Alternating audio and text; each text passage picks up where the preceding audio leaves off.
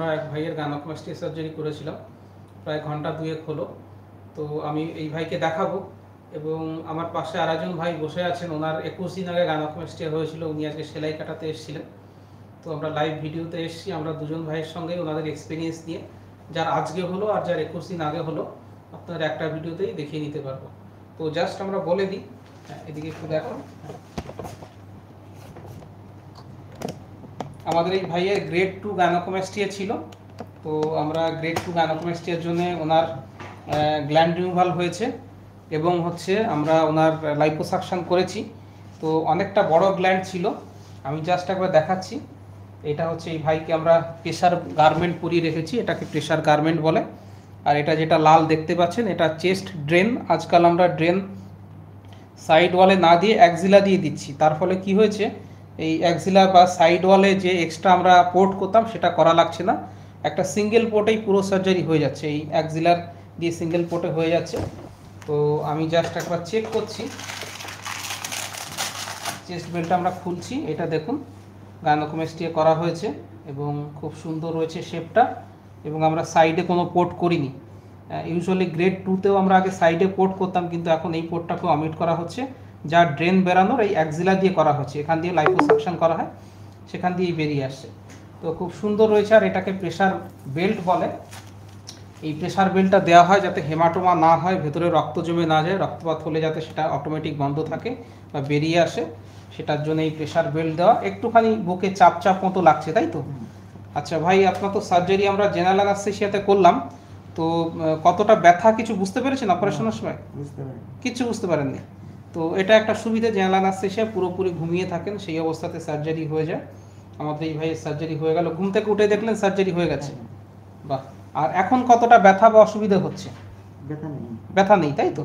বমি বমি পাওয়া সেসব কিছু নেই। তো আমাদের এই ভাইয়ের আমরা সকাল 9টায় সার্জারি শুরু করেছিলাম, 2 ঘন্টা মতো লেগেছে, তারপর উনি রেস্ট নিচ্ছেন। আমরা বিকেলের দিকে ওনাকে ছুটি করে দেবো, এবং যেহেতু আমরা কোনো ড্রেন দেইনি, ড্রেনলেস সার্জারি করা হয়েছে। এবং আমাদের এই ভাই অনেক দূর থেকে এসছেন, প্রত্যন্ত এরিয়া থেকে, ওনারা হয়তো আজকে বিকেলে ছুটি করে দেবো বা কালকে সকালবেলা হয়তো দেখিয়ে উনি চলে যাবেন। এখনো অবধি আপনার এক্সপিরিয়েন্স ঠিকঠাক? কোনো ব্যথা ট্যাথা এখনো নেই? আচ্ছা, ব্যথা না হওয়ার একটা কারণ সেটা বলে দিই, সেটা হচ্ছে আমরা জেনারেল অ্যানেস্থেসিয়াতে অপারেশন করেছি ঠিকই, সেই সঙ্গে টিউমিসেন্ট ফ্লুইডও দিয়েছি। টিউমিসেন্ট ফ্লুইড মানে অবশ করার ফ্লুইড, যাতে চেস্ট অবশ হয়ে যায়, যাতে ফ্যাট গলে যায় এবং ব্লিডিং যাতে কম হয়, সেই ফ্লুইড, সেই এফেক্টটা 6-7 ঘন্টা অবধি থাকে, সেই জন্য কিন্তু ওনার কোনো ব্যথা নেই। তো মোবাইল সার্ভটার করতে পারছেন, কোনো অসুবিধা নেই, বমি টমিও পাচ্ছে না, কোনো ব্যথাও নেই, তাই তো? এখন অবধি ভয় পাওয়ার মতো কিছু হয়নি? আচ্ছা, ঠিক আছে। তো আমাদের ভাই বলছেন ভয় পাওয়ার মতো কিছু হয়নি, হেসেই বললেন। তো আমরা ধরে নেব উনি সত্যিই ভালো আছেন, তাই তো? ঠিক আছে ভাই। তো আপনাকে আমরা বলে যাওয়ার স্টিচ দিয়েছি, আপনি অবজার্ভ হয়ে যাবে, ঠিক আছে? তো এই ভাইয়ের এক্সপিরিয়েন্সটা আপনারা দেখলেন।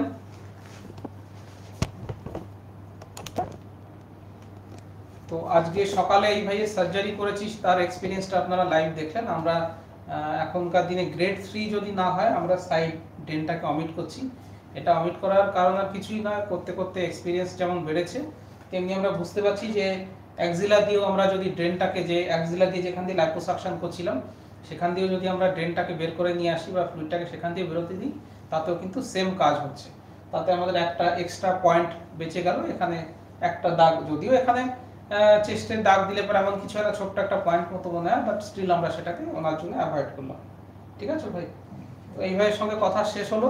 এবার আমরা আরেকজন ভাই, যিনি 21 দিন পরে এসছেন দেখাতে, সেলাই কাটাতে এসছেন, তার সঙ্গে একটুখানি কথা বলে নেব। তাহলে চলুন ওই ভাইয়ের সঙ্গে কথা বলা যায়।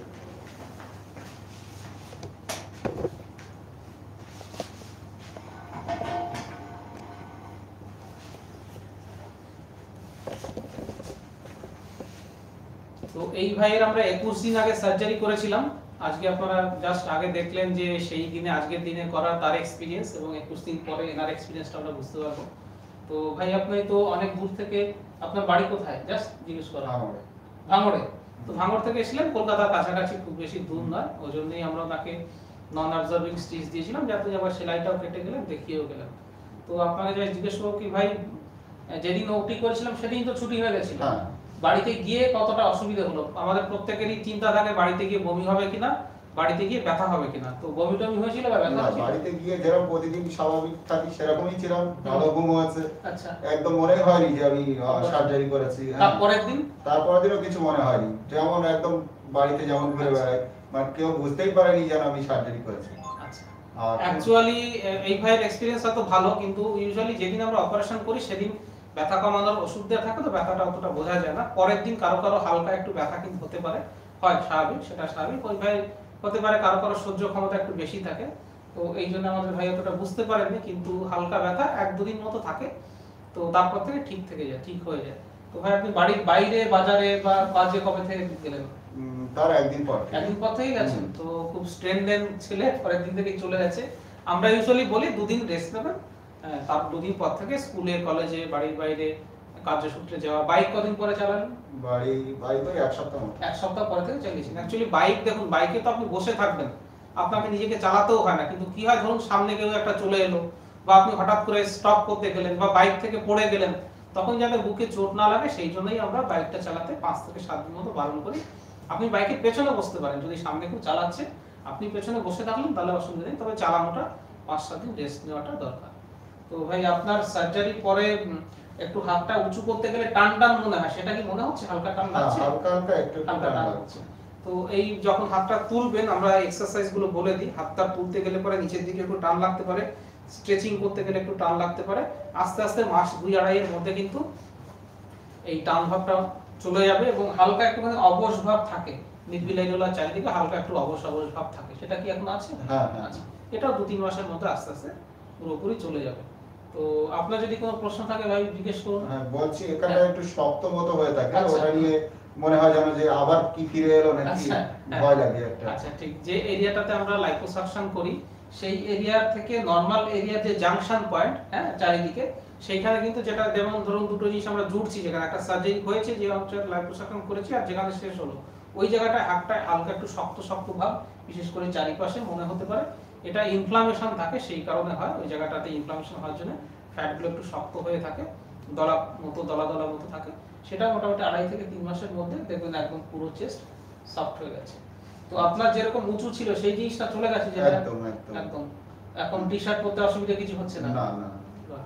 তো ভাই আমি ধরুন সার্জারি করলাম, আমাদের স্টাফরা আপনাকে যত্ন নিয়েছেন, আপনার সঙ্গে কথা বলেছেন, আপনাদের রেসপন্স বা আপনার ব্যবহার আমাদের কেমন লেগেছে? খুবই সুন্দর, অসাধারণ ব্যবহার। আচ্ছা আচ্ছা। আর আপনি নিজে সার্জারি করিয়েছেন, অনেক সময় তো আমরা ভয় পাই যে সার্জারি করতে যাব কি হয়ে যাবে, তো ভয় পাওয়ার কি কোনো ব্যাপার আছে, বা আপনি কিভাবে সাহস দেন? ভয় বলতে সত্যি কথা বলতে এটা আমরা আমাদের ছেলেদের মধ্যে এইটা গাইনোকোমাস্টিয়াটা একটা সত্যি লজ্জাজনক বিষয়, সেটা থেকে মুক্তি পাচ্ছি, এর থেকে বড় আর সাহস কিছু নয়। হ্যাঁ, সবচেয়ে বড় কথা যে আমি মুক্তি পাচ্ছি, এটাই আমার কাছে সাহস। আচ্ছা। আর আমি অনেক জায়গায় হসপিটালেও গিয়েছিলাম, সেখানে ওরা দেখে ওরা তো কিছুই বলছে না, বুঝতেও পারছে না, বলছে আপনার ব্যথা যন্ত্রণা নেই সুতরাং আপনার কিছু করতে হবে না। তো আমি তো পুরো হোপলেস হয়ে গেছি যে আমি এটা থেকে কিভাবে মুক্তি পাবো। হ্যাঁ, মুক্তি পাওয়ার কি কোনোদিন কি উপায় হবে না? তারপরে আমি ইউটিউবে আপনাদের ভিডিও দেখলাম, দেখার পর তারপর ভাবলাম যে না, এটা থেকেও মুক্তি পাওয়া যায়। অ্যাকচুয়ালি গাইনোকোমাস্টিয়াটাও আমি বলেছি কারণগুলো, ম্যাক্সিমাম ক্ষেত্রে 90% ক্ষেত্রে সেভাবে কোনো কারণ থাকে না, এবং সবাই একসঙ্গে জামা কাপড় খুলে খেলাধুলো করছে, স্নান করছে, আত্মীয়স্বজনের বাড়িতে গেলে একটু খারাপ লাগে, একটা সোশ্যাল এম্বারাসিং লাগে। তো অনেক সময়তে আমরা ইগনোর করে যাই, বা ঠিকমতো ট্রিটমেন্টের সুবিধা আগেকার দিনে ছিল না, এখন তো ডেফিনেটলি প্লাস্টিক সার্জনসরা করেন। গাইনোকোমাস্টিয়া নিয়ে সার্জারি কিভাবে করছি, রেজাল্টের ভিডিও, পেশেন্টের এক্সপিরিয়েন্স যেমন আজকে শুনলেন, চেস্ট ড্রেন, চেস্ট বেল্ট, কি করবেন কি করবেন না, এগুলো নিয়ে আরো অনেক ভিডিও আছে, সেগুলো আপনারা দেখবেন।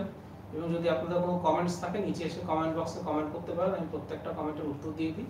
আর আমার চ্যানেল থেকে আমার ফোন নম্বরও পেয়ে যাবেন, হোয়াটসঅ্যাপ নম্বর পেয়ে যাবেন, সেখানে চেস্টের ফটো পাঠিয়ে দিলে আপনার কোন গ্রেডের গাইনোকোমাস্টিয়া, কি করতে হবে, কত খরচ হবে, সমস্ত ডিটেলস বলে দেবো। আর ভিডিওটা ভালো লাগলে লাইক করবেন, শেয়ার করবেন, চ্যানেলটাকে সাবস্ক্রাইব করবেন। ভিডিও দেখার জন্য ধন্যবাদ, নমস্কার। ধন্যবাদ ভাই। হ্যাঁ।